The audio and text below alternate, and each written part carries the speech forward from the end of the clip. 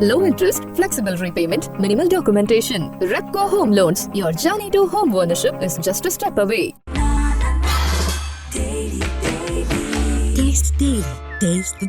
மூச்சு திணறல், மூச்சு இழைப்பு, குரட்டையால் அவதியா, நுரையீரலை ஆரோக்கியமானதாக்கி எளிதாக சுவாசித்திடுங்கள். தங்கம் 24x7 ஆஸ்துமா சிகிச்சை நாமக்கல் மற்றும் கான்பூர். நாசமா போன எடப்பாடியா முட்டாது. அதனால நாங்கள் எதுக்கு போட்டு வரோம் 1000 ரூபாய் வாங்கிட்டு சூரியன். இப்போ ஈரோடு கிழக்கில் ஏன் நிக்கலன்னு கேட்கும்போது என்ன பிரச்சனைனா 10 கோடி ரூபாய் அதிமுக. இதே விமர்சனம் தான் விக்கிரவாண்டி இடைத்தேர்தலையும் வந்துச்சு. ஜெயலலிதா படமும் எம்ஜிஆர் படமும் இல்லை என்பதற்காக வருத்தப்பட வேண்டியது யாருன்னு கேட்டீங்கன்னா எடப்பாடி தான். ஏன் அவருக்கு எம்ஜிஆரும் ஜெயலலிதாவும் தலைவர்கள் இல்லையா? அதானே. அவருக்கு வேற கருணாநிதியும் காமராஜும் கக்கணுமா தலைவர்? செங்கோட்டையனுடைய வாய்ஸ் தான் செங்கோட்டையனது. கண்டிப்பா ஃபுல்லா வேலுமணி தான்.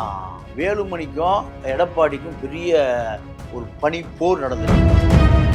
வேலுமணி என்ன நினைக்கிறாரு, நீ என்கிட்ட அந்த பொறுப்பை கொடுத்து நான் ஈரோடு நாடு போட்டேன், இந்த பொறுப்பை அத்தனை பொறுப்பை கொடுத்தா கடைசியில் ஏன் பொறுப்பை உனக்கு போயிருமே.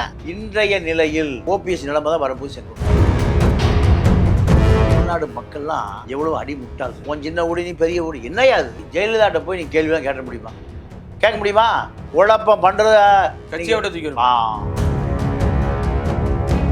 சொல்லுங்க சார். அப்ப யார முதலமைச்சராக இருக்கணும்? அந்த அம்மா என்ன சொல்லுச்சு? அங்க மயிலாப்பூர்ல 676 ஓட்டு. அந்த அம்மா சொன்ன வார்த்தை நான் சொல்லக்கூடாது. செங்கோட்டையா அந்நியப்படுத்தப்படுகிறார் அரசியலுக்கு. இதாங்க திராவிட அரசியல். இதே மாதிரி பல அமைச்சர்கள் வெளில வர வாய்ப்பு இருக்காயா? மூத்த அமைச்சர்கள், முன்னாள் அமைச்சர்கள், எந்த அமைச்சர் வெளியே வந்தாலும் சரி குண்டாட்டி உள்ள கூட ஓட்டு போனார். கிங் டிவி நேயர்களுக்கு வணக்கம். இன்றைய சிறப்பு நேர்காணலில் நம்முடைய இணைந்திருக்கும் சிறப்பு விருந்தினர் மூத்த பத்திரிகையாளர் திரு தமிழா பாண்டியன் அவர்கள். ஐயா வணக்கம். வணக்கம். அதிமுக என்னதான் நடக்குது? அவிநாசி அத்திக்கடவு அந்த பாராட்டு விழாவில் பார்த்தீங்கன்னா ஜெயலலிதா போட்டா எம்ஜிஆர் போட்டா எதுவுமே இல்லை. அதற்காக போர்க்கொடி தூக்கிய செங்கோட்டையின் மீது பல விமர்சனம் வந்திருக்கு. நேற்று மட்டுமே கிட்டத்தட்ட ஒரு 30 எம்எல்ஏக்கள் போய் செங்கோட்டையனை பார்த்துருக்காங்க. உண்மையிலே செங்கோட்டையன் யாரையா? இதுக்காக இந்த போர்க்கொடியா? இல்லை, அதாவது அத்திக்கடவு குடிநீர் திட்டம் எடப்பாடி சென்னையிலிருந்து காணொலியில் ஆரம்பித்து வைக்கிறார். எடப்பாடிக்கு இல்லாத அக்கறை எம்ஜிஆரும் ஜெயலலிதாவோ மீது ஒரு முதலமைச்சராக இருந்தவருக்கு இல்லாத அக்கறை செங்கோட்டையனுக்கு வருவதற்கு என்ன காரணம், என்ன பின்னணி? இதான் இப்போ அரசியல். ஆமாம். ஜெயலலிதா இருந்த நாற்காலியில் யார் இருக்கா? எடப்பாடி. எம்ஜிஆர் இருந்த நாற்காலியில் யார் இருந்தா? ஜெயலலிதா. இந்த நாற்காலிக்கு சொந்தக்காரர் இப்போ எடப்பாடி. இனிமேல நான் தான் முதலமைச்சர்னு சொல்லிட்டு இருக்காரு. ஆமா. அப்போ இதை ஜெயலலிதா படமும் எம்ஜிஆர் படமும் இல்லை என்பதற்காக வருத்தப்பட வேண்டியது யாருன்னு கேட்டீங்கன்னா எடப்பாடி தான். இருந்தாலும் செங்கோட்டையன் அப்பையிலேருந்து இருக்கா இல்லையா? எம்ஜிஆர் காலத்துலேருந்து இருக்காரு. என்னை வளர்த்தது எம்ஜிஆர் தான், என்னை ஆளாக்குனது ஜெயலலிதா தான். அப்படிங்கும்போது கோவம் தானே, கோவம் நியாயம் தானே? இல்லை, கோபம் நியாயமாக இருந்தாலும் இந்த கோபம் வேலுமணியுடைய கோபமாக இருக்குன்னு சந்தேகப்படுறார் எடப்பாடி. ஓ, செங்கோட்டையன் கோபம் இல்லை. யாருடைய கோபம்? வேலுமணியோட. வேலுமணியுடைய கோபம் செங்கோட்டையன் வழியாக எடப்பாடிக்கு போகுது. ஆனால் வேலுமணி அதே மேடையில் தானே இருந்தார். அதே மேடையில் இருந்தார். ஏன் அவருக்கு எம்ஜிஆரும் ஜெயலலிதாவும் தலைவர்கள் இல்லையா? அதானே. அவருக்கு வேற கருணாநிதியும் காமராஜும் கக்கணுமா தலைவர்? யார் தலைவர்? எல்லாருக்கும் எம்ஜிஆர் ஜெயலலிதா தான். அதிமுகனா எம்ஜிஆர் ஜெயலலிதா தான் அடையாளம். 2 இலைனா ஒரு இலை எம்ஜிஆர், ஒரு இலை ஜெயலலிதா. அப்போ இதுக்கு பின்னாடி ஒரு அரசியல் இருக்கு. அதாவது இந்த ஊடகவியலாளர் நம்மெல்லாம் நியூஸ், அதுக்கு பின்னாடி வியூஸ். ஆமாம், 3 போட வேண்டியதான். ஏன்னா இந்த நியூஸ் வருவதற்கு முன்பு ஒரு வியூஸ் இருக்கும். வியூஸ் தான் நியூஸாக மாறும். ஒரு அஜெண்டா இருக்கும், ஒரு கருப்பொருள் இருக்கும், அதுதான் செய்தியாக மாறும். செய்திக்கு பின்னாடி ஸ்ட்ராட்டஜி வராது, ஸ்ட்ராட்டஜிக்கு பின்னாடி தான் செய்தியாக வரும். இதுதான். இப்போ 4 அமைச்சர்கள் கூடி பேசுனாங்க. கூடி பேசுவது எதற்காக?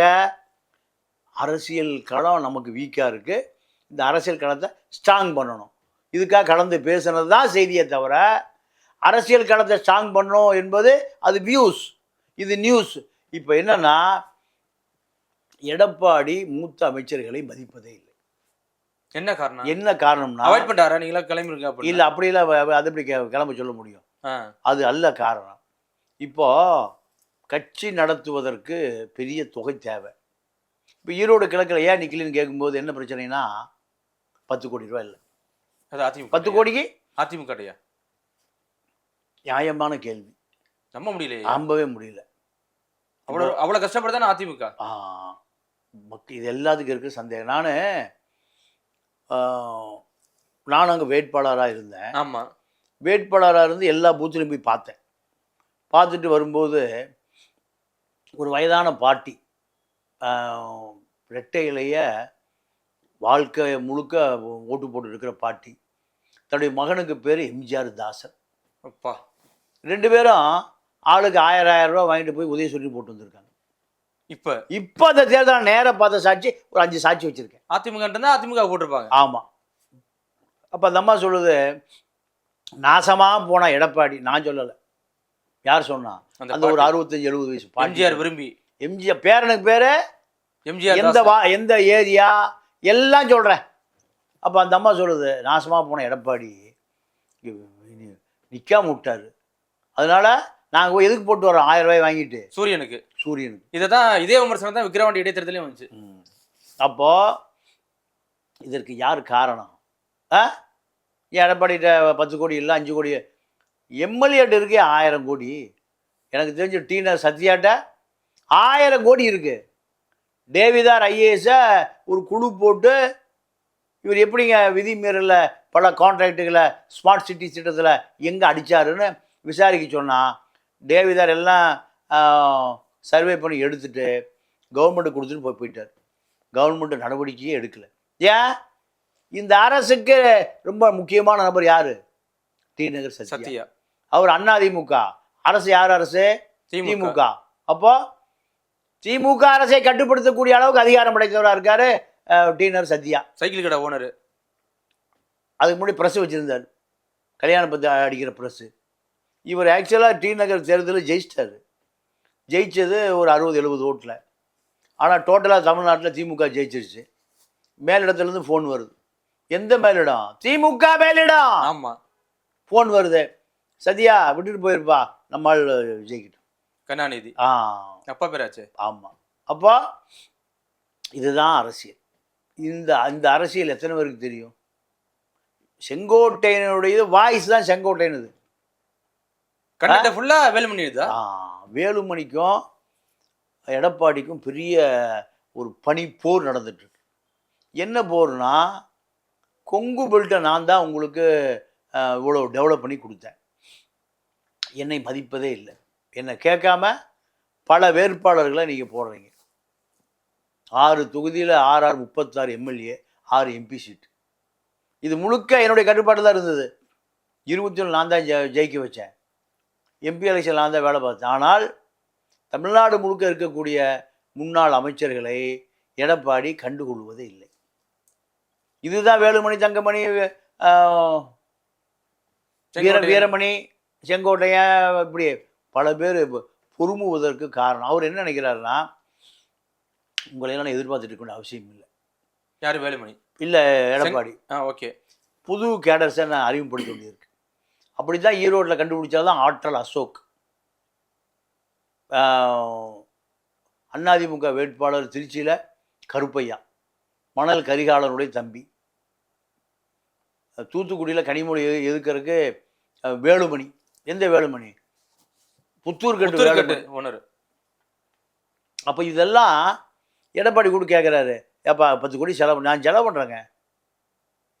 பழைய அமைச்சர்கள் எங்கள் செலவுன்னு வேஸ்ட்டுங்க. அப்போ லாப நட்ட கணக்கு, லாப நட்ட கணக்கு. அப்போ எடப்பாடி என்ன நினைக்கிறாரு, சரி நீங்கள்லாம் ஜெயிச்சா தான் எலெக்ஷன் நிற்பீங்க, தோற்று போனால் எலெக்ஷன் நிற்க மாட்டீங்க, நிற்கிறவனுக்கு செலவும் பண்ண மாட்டீங்க. அப்போ உங்களை நம்பி பிரயோஜனம் இல்லை. நான் ஒரு புது ஆட்களை உருவாக்க வேண்டியிருக்கு. இப்படி கண்டுபிடிக்கிற நபர்கள் தான் ஆற்றல் அசோக்கு. திருப்பூர் ஒரு வேட்பாளர் பாதியில் எலெக்ஷன் முடிஞ்சிட்டு குடிக்கிற முடிஞ்சு வீட்டுக்கு போயிட்டார். இல்லைங்க, செலவு பண்ண ஆள் இருந்தால் போதுமா? கட்சி வளர்க்கணும்ல. பழைய ஆட்கள் தான் தெரியும், வட்டம் மாவட்டம் எல்லா கட்டுப்பாட்டில் இருப்பாங்க.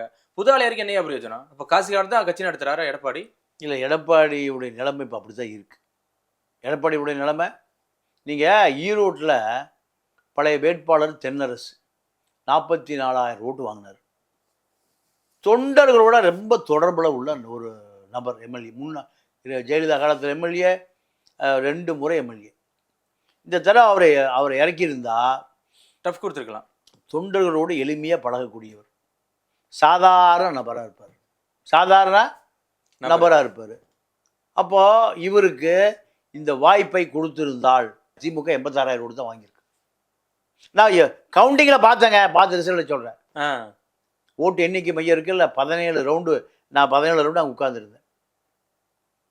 அதிமுக வாக்குகள் விலை கொடுத்து வாங்கப்பட்டது தான் இந்த மீதி 1,10,000 ஓட்டு. மீதி பூரா யாருடைய ஓட்டு? AIADMK vote bank. வேற வழி இல்லையா? அதிமுக போட்டி இல்லைன்னா வேற யாருக்கு ஓட்டு பண்ணா? பர்ச்சேஸ் பண்றாங்க. அப்போ அதிமுக நின்று இருக்கணுமா இல்லையா? கண்டிப்பா இருக்கணும். இன்னும் இருந்தால் திமுக தோல்வி அடைஞ்சிருக்கும், பெரும் வெற்றிலாம் வந்திருக்க முடியாது. இப்போ 1,10,000 மாறு தட்டுறவங்க எவ்வளோ நிற்பாங்க? 86,000 இருப்பாங்க. ஆமாம், 25,000 30,000 ஓட்டு திமுக வாங்கியிருக்கும்.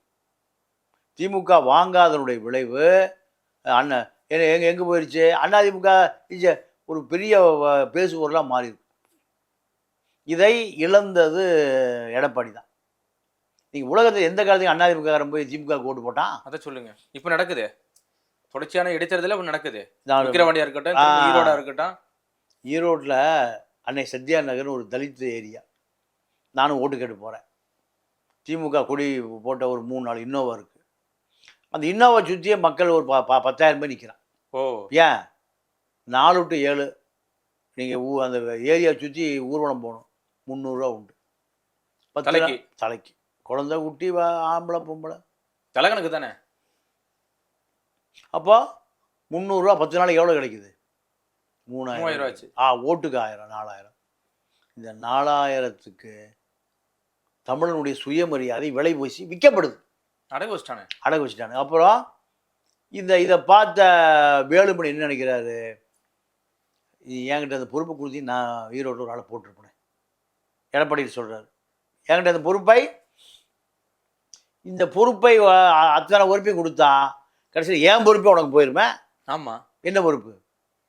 முதலமைச்சர் பொறுப்பு, பொதுச் செயலாளர் பொறுப்பு. பொதுச் செயலாளர் பொறுப்பு. ஏன் இப்போ எடப்பாடிக்கு அடுத்து 2ஆம் கட்டமாக இப்போ யாரை பேசிகிட்டு இருக்காங்க தமிழ்நாடு முழுக்க? வேலுமணிக்கு செங்கோட்டையன் எங்கேயா வந்தார்? செங்கோட்டையன் பார்த்து அவர் வாயிலா பூச்சிங்க. செங்கோட்டையன் வாயிலா பூச்சி. அவர் இப்போ பென்ஷன் வாங்கிட்டு இருக்கிற ஒரு அரசு ஊழியர். என்ன வாங்கிட்டு இருக்கிற? பென்ஷன் வாங்குறார். நீங்கள் ரிட்டையர்ட் ஆக வரைக்கும் அவர் பெரிய சீனியர் ஆஃபீஸராக இருப்பார். டபாலி சல்ட் அடிப்பார், ஜீப்பை காரை திறந்து விடுவார், கீழே அதிகாரி வந்து மிரளுவார். ஆனால் ரிட்டையர்ட் ஆகிட்டிங்கன்னா, ஜெயலலிதா இருக்கும்போது செங்கோட்டையன் கொடி கட்டி பறந்தார், எம்ஜிஆர் இருக்கும்போது கொடி கட்டி பறந்தார். ஆனால் இன்றைய நிலையில் எடப்பாடிக்கு அடங்கி தான் இருக்கணும்.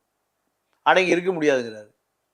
ஏன் அடங்கி இருக்க முடியாதுன்னா, ஓபிஎஸ் நிலைமை தான் வரப்போகுது செங்கோட்டையனுக்கு.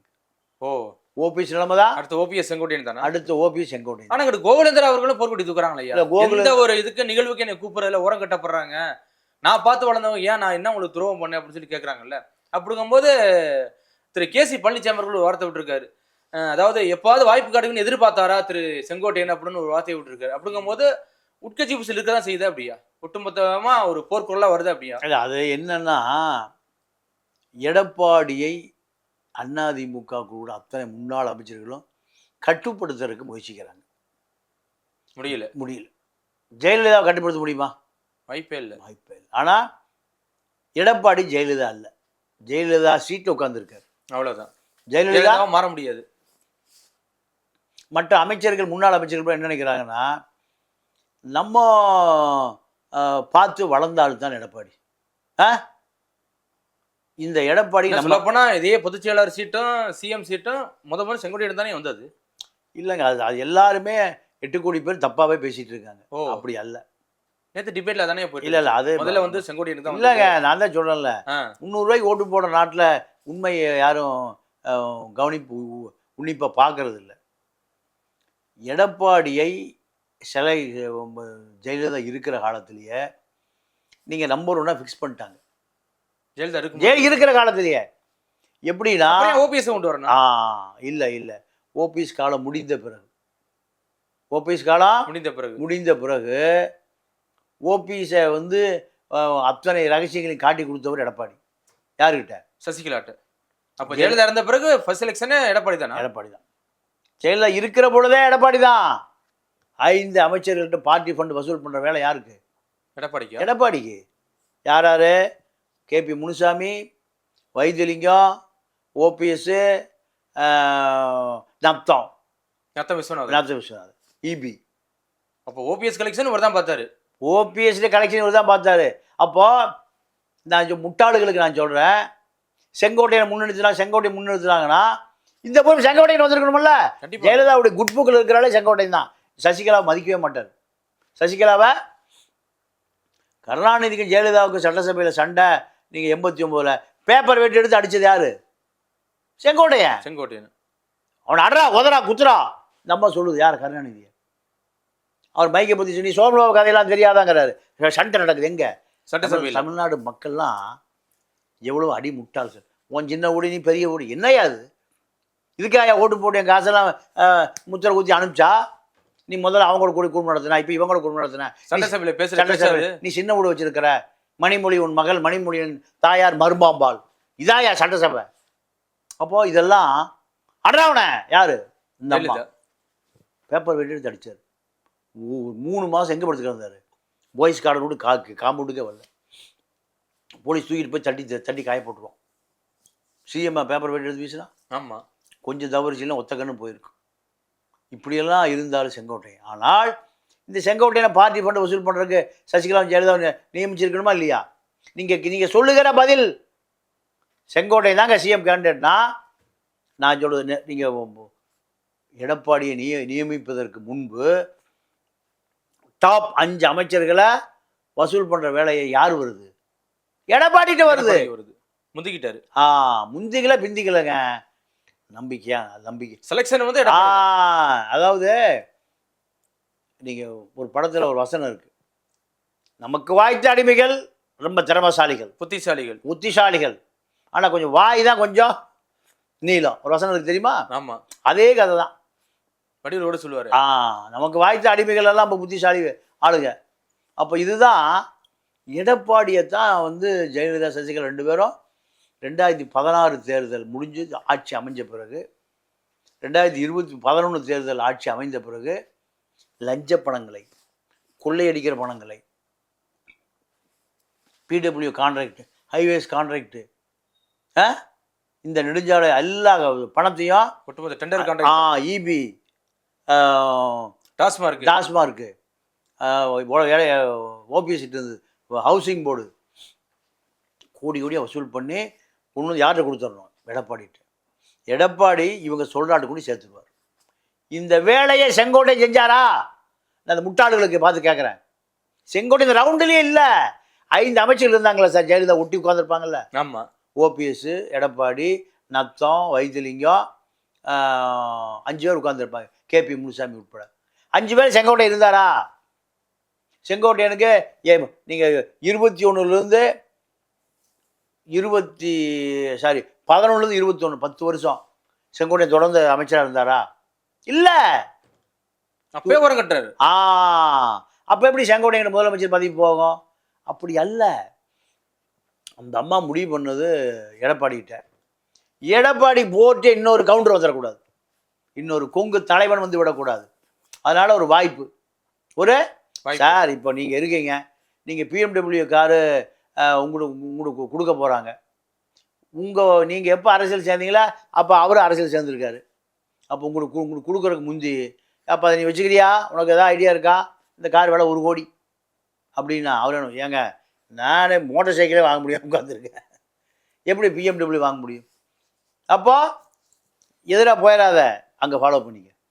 இப்படி நடந்தது தான். செங்கோட்டையங்கிட்ட முதலமைச்சர் நாற்காலி 1% கூட போகலை, ஒரு ஃபார்மாலிட்டிக்கு, ஒரு ஒப்புக்கோடு கேட்கல.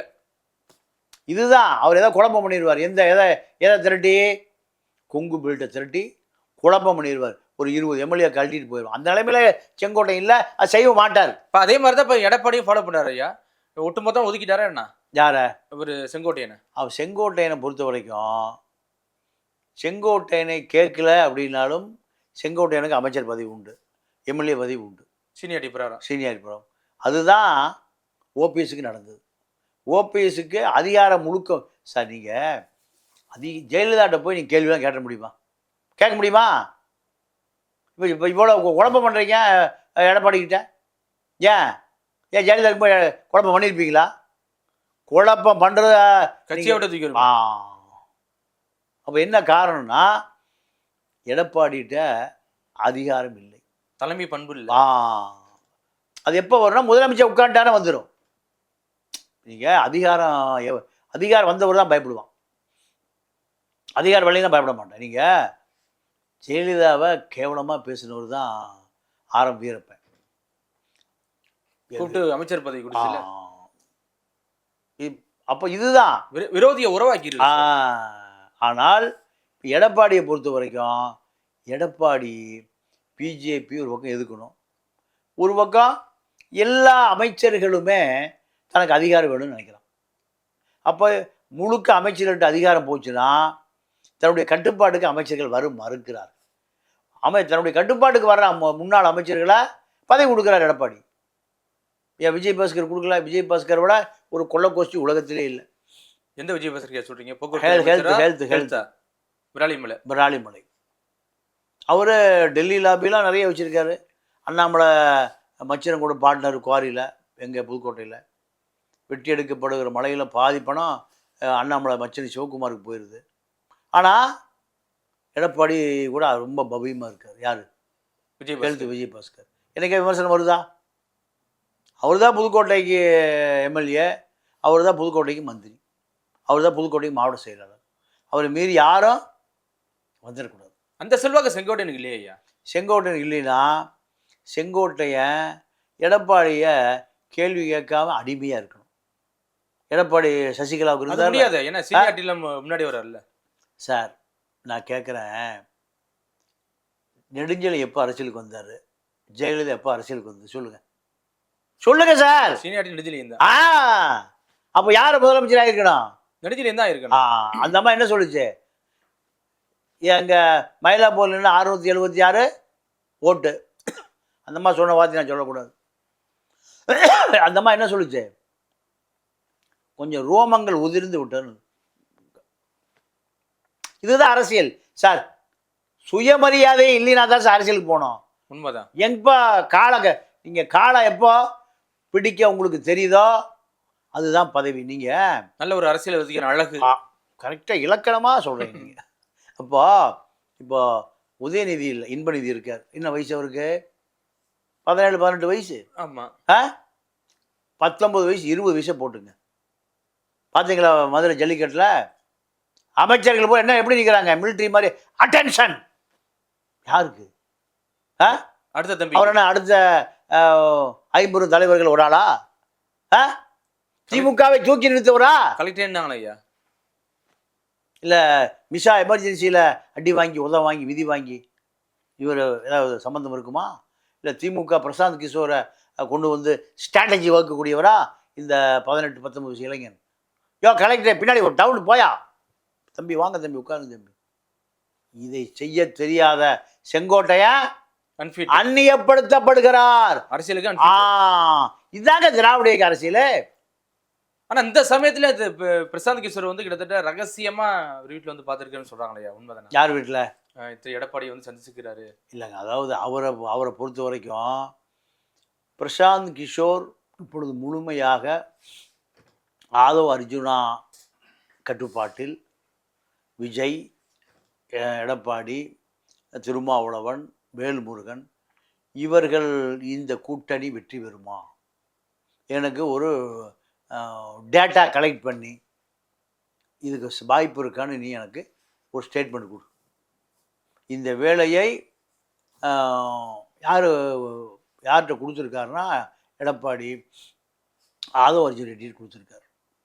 ஆதவ் அர்ஜுன் ரெட்டி முதல்ல சேர இடம் இது அதிமுக தான். ஆமாம். அதிமுக இணைந்து விடுவார்னு 31ஆம் தேதி வரைக்கும் செய்தி. 31க்கு மேலே நிலைமை ஏன்னா ஐயோ இந்த பையன் வந்தால் நமக்கு பொழப்பே போயிடும். ஜெயக்குமார் பதறாரு. இந்த பையன் வந்தால் நம்ம சொல்ல மாட்டோம், ஆலோசனை கேட்க மாட்டார். கேபி முனுசாமி பதறாரு. நம்மளை கோயம்புத்தூர் தூக்கி கேரளா பக்கம் தள்ளி விட்டுருவானுங்க. வேலுமணி பதறாரு. யாரை பார்த்து?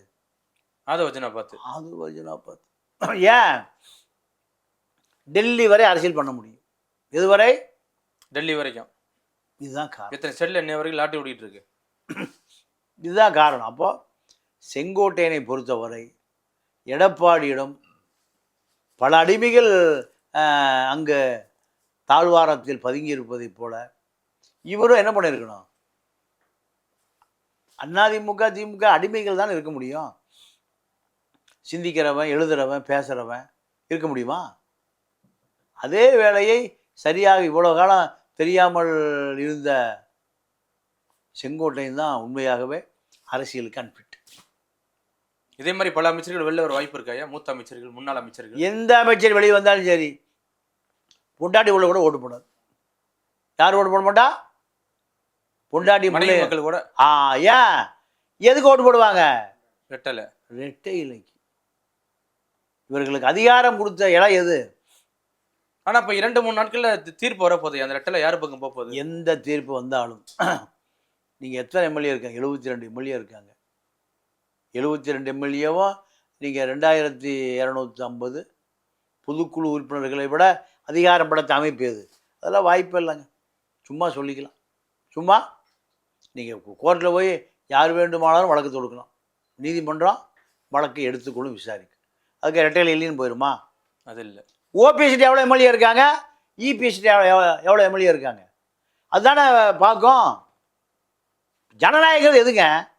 யார் அதிகமாக ஓட்டு வாங்குறோம் அதுதானே ஜனநாயகம்.